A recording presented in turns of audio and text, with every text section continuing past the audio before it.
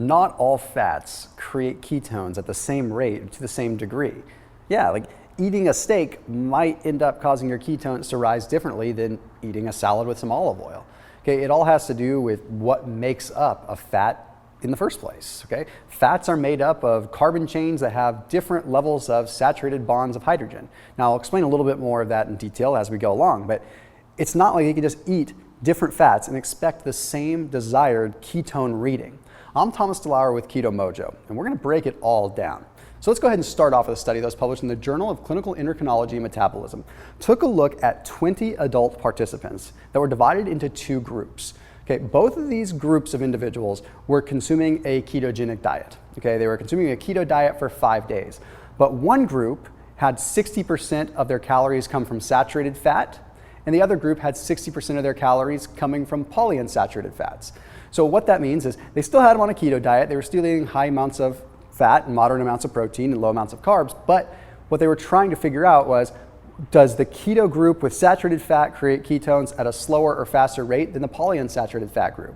So they measured their ketone levels, they measured their insulin sensitivity, and they measured their lipid profiles. The results were pretty darn interesting.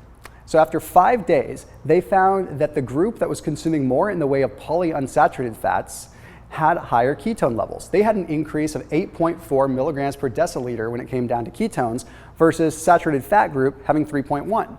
Does that mean that consuming polyunsaturated fats are better for ketosis?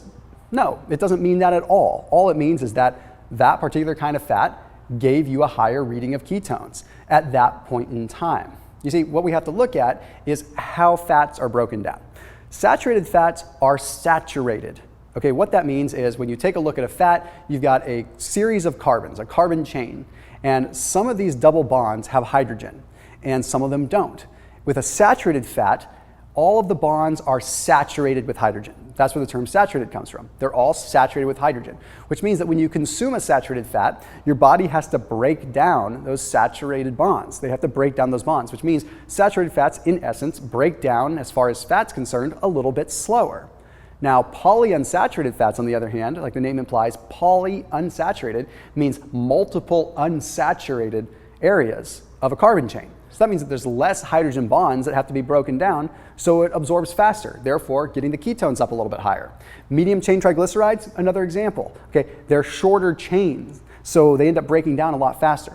It doesn't necessarily mean that one is better than the other. Saturated fats are great for ketosis, just like MCT oil is great for ketosis. But if you utilize your Keto-Mojo meter, you can start playing with different fats at different times to see when you get the best result. You might find that you feel mentally a little bit more clear or a little bit better when your ketones are slightly higher. Some people do, some people don't.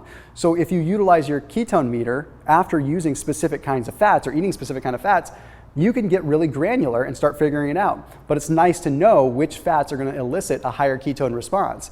If you know that you're going to be going a period of time without eating, you may want to have some saturated fats, because then you know that you're going to have an extended breakdown. Slightly lower ketone levels, but they're going to be sustained and might give you a little bit more energy. Of course, it's always hard to tell exactly what's happening, because when we go in between meals, our body might start pulling body fat tissue to make ketones. So all we do know right offhand is that polyunsaturated fats create more ketones in the moment. Okay, saturated fats create a little bit less in the moment. Which one is better?